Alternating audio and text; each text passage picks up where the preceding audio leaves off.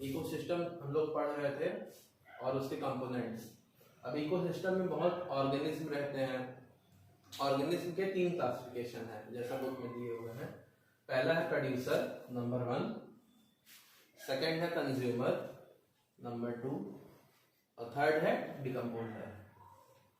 Producer, consumer, decomposer, short form के लिए PCD इस तरह से याद करिए। 3 तरह के ऑर्गेनिज्म होते हैं। अब पहला है प्रोड्यूसर, इसकी डेफिनेशन देखिए। प्रोड्यूसर क्या होते हैं? All green plants and bacteria, सारे ग्रीन प्लांट्स और bacteria which can produce food by photosynthesis are called producers।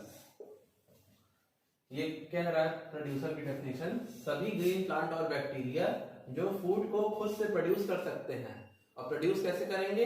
Process है फोटोसिंथेसिस, वो प्रोड्यूसर कहे जाएंगे। अब आप यहाँ फोटोसिंथेसिस का मतलब जानते ही होंगे और जो नहीं जानते उनको बता दे रहे हैं। Photosynthesis is a process of trapping sunlight and converting it into energy which is consumed by plants। Producer का काम है फोटोसिंथेसिस करके एनर्जी को खुद यूटिलाइज करना और नेक्स्ट ट्रॉफिक लेवल पर ट्रांसफर करना। अब दूसरी पॉइंट में है कंज्यूमर्स। कंज्यूमर की डेफिनेशन देखिए। Consumers organism which depend upon producer either directly or indirectly for their sustenance are known as consumers। पहले तो आपके प्रोड्यूसर हो गए,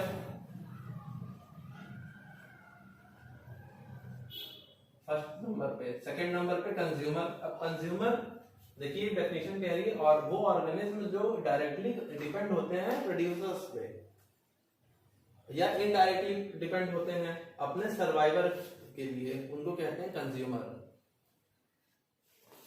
सेकंड आपके हो गए consumer.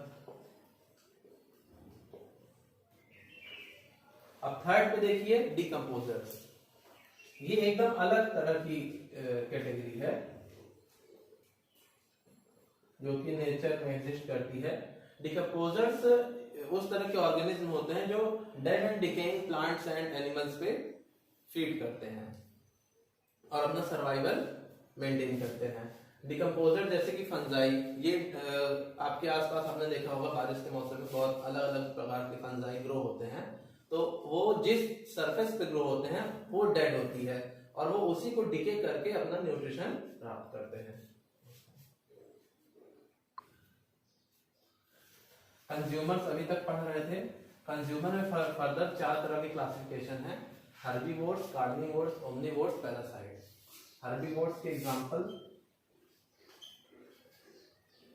Cow, goat, camel. Herbivores are the organisms which directly feed on green and leafy plants. Their main source of energy are the green and leafy plants. Second, carnivores. Carnivores के example lion, tiger, wolf, fox, etc. Carnivores purely flesh eating animals होते हैं। They obtain their nutrition directly from flesh and the blood. Now third category is of omnivores.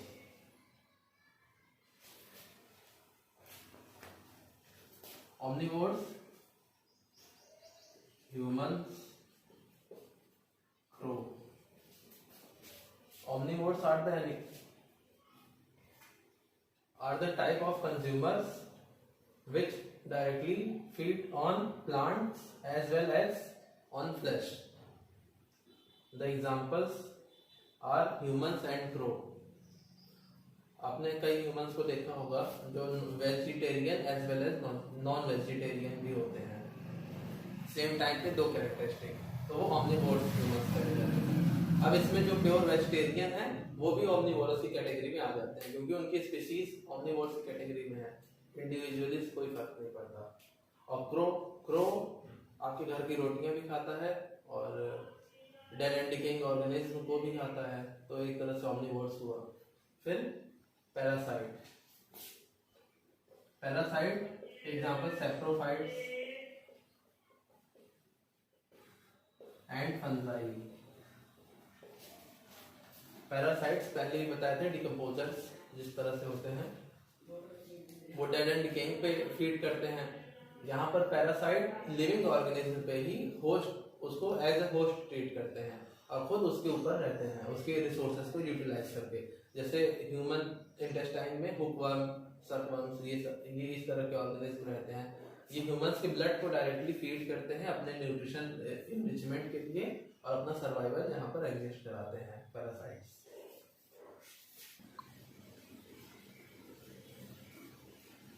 Now our next heading is food chain and web.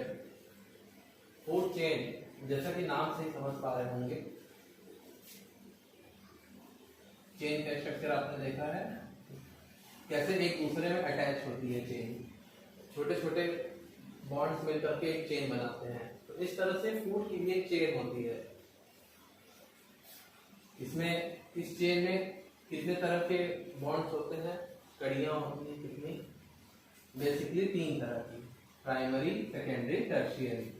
इसको आगे पढ़ेंगे। अभी पहले food chain की definition और food chain के बारे में इंट्रोडक्शन दे रहे हैं।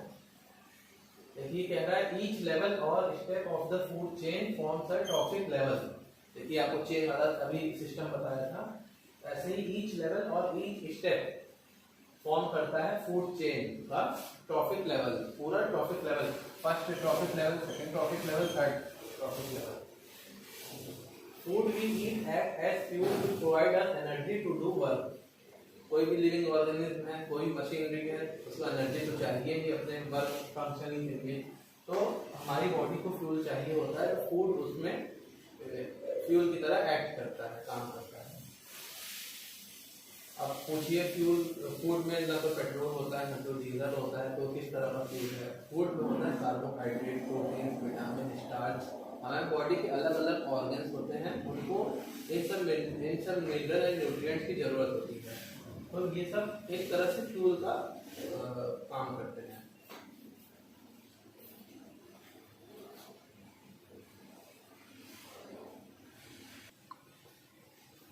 तो ये था फ्यूल का कॉन्सेप्ट। अब ऑटोट्रॉफ्स नेक्स्ट हेडिंग है। Autotrophs capture energy present in sunlight and convert it into chemical energy. Autotrophs और हेटेरोट्रॉफ्स दो तरह के ऑर्गेनिज्म होते हैं, ऑटो एंड हेटेरो।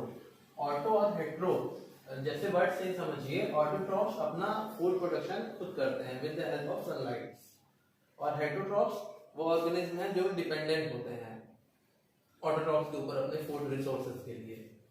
अब क्या है, autotrophs capture energy present in sunlight and convert it into chemical energy.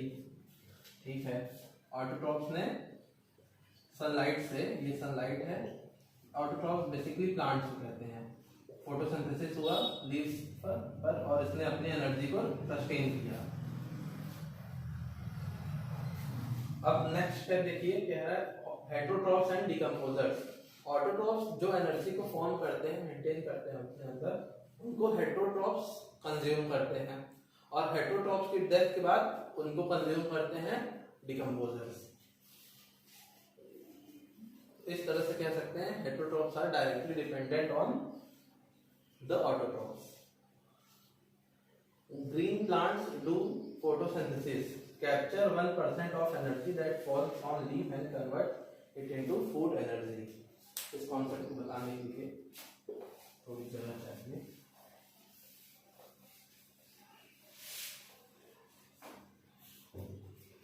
देखिए ये आपका है ग्रीन प्लांट, इसकी लीफ वगैरह है, सनलाइट पड़ रही है, अब ये एक लीफ है, इस पे पड़ रही है, तो जितनी सनलाइट पड़ेगी, जितना अमाउंट ऑफ सनलाइट पड़ेगा, लीव्स केवल उसका 1% ही यूज करेंगी अपने ऊपर। ऐसा नहीं है 100% लाइट पड़ रही तो 100% पूरा यूज करेंगे, only 1% light is required for the process of photosynthesis. 1% light use हुई लीफ की। अब ये इस 1% से अपना ग्रोथ एंड रिप्रोडक्शन का प्रोसेस पूरा करेगा, अपना लिविंग फंक्शंस को पूरा करेगा और ट्रांसफर कर देगा इसको नेक्स्ट हर्बीवोर्स पे।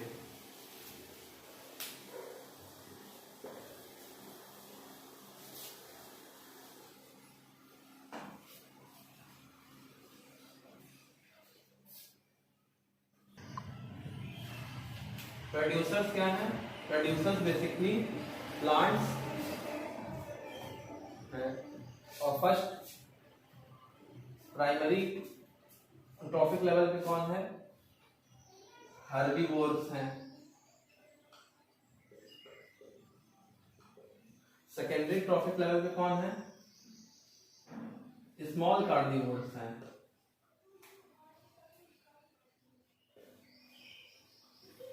और टर्शियरी लेवल पर कौन है? Top carnivores.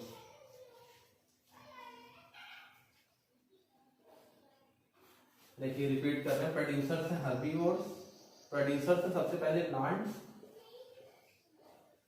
First trophic level पे है हर्बीवोर्स, सेकंड पे है स्मॉल कार्निवोर्स और थर्ड पे है टॉप कार्निवोर्स। अब इस चेन को समझिए, एक प्लांट है ग्रीन, उसको किसी रैबिट ने सपोज करिए खाया, जैसे कैरेट का प्लांट है उसको रैबिट ने खाया, फिर उस रैबिट को फॉक्स ने खाया और उस फॉक्स को लायन ने खाया, तो ये एक तरह का फूड चेन बन गया है, फूड वेब बन गया है, जिसमें बेसिकली फर्स्ट पे प्रोड्यूसर्स पे हैं प्लांट और प्राइमरी पे हैं हर्बीवोर्स। हर्बीवोर्स यहाँ पे रैबिट हो गया, इसको आर से डिनोट करें। सेकंड पे हो गया स्मॉल कार्निवोर जैसे कि फॉक्स हो गई और फॉक्स, और थर्ड पे टर्शियरी लेवल पे टॉप कार्निवोर्स मतलब लायन हो गया। ये हंटिंग प्रेडेशन चलता रहता है फूड वेब में। यही चीज यहाँ पर भी है, ये एनसीईआरटी का आपका फ्लो चार्ट है, फिगर 15.4 फिगर का डिटेल एक्सप्लेनेशन। स्टार्ट करते हैं सनलाइट से। सनलाइट प्रोड्यूसर्स यानी कि प्लांट होगा, तो आपको बताया था अभी 1% पूरी एनर्जी यूज होती है, प्लांट्स अपने ऊपर यूज करते हैं और बाकी ट्रांसफर कर दिया। 1% सनलाइट को अपने ऊपर सस्टेन करते हैं और यूज करते हैं और बाकी ट्रांसफर कर देते हैं नेक्स्ट ट्रॉफिक लेवल पे। तो सनलाइट पड़ी प्रोड्यूसर पे यानी कि प्लांट पे पड़ी। अब प्लांट को किसी हर्बीवोर्स ने खाया, सपोज करिए काऊ ने खाया, और काऊ की हंटिंग कर ली किसी स्मॉल कार्निवोर्स ने, सपोज कि वुल्फ ने ही कर ली हंटिंग, तो काऊ की जितनी एनर्जी थी उसका 10% वुल्फ में गया, और वुल्फ की हंटिंग कर ली किसी लायन ने या टाइगर ने, चीता ने, किसी ने भी, तो वुल्फ की एनर्जी का 10% उसके अंदर गया। तो ये एक फूड वेब है, इसके कॉन्सेप्ट को समझिए। यहाँ पर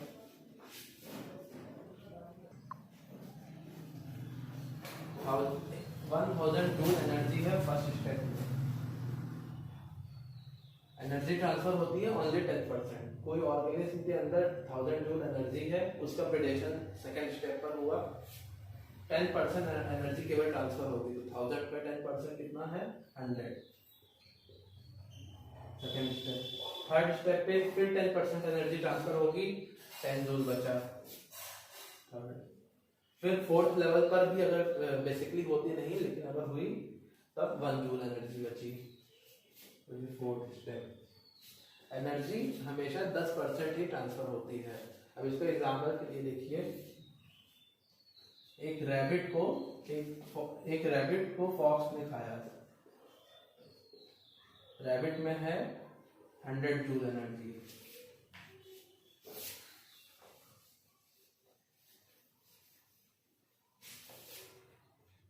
रैबिट में 100 जूल एनर्जी है, रैबिट को फॉक्स ने खाया, फॉक्स में आएगी 10 जूल एनर्जी, फॉक्स को लायन ने खाया,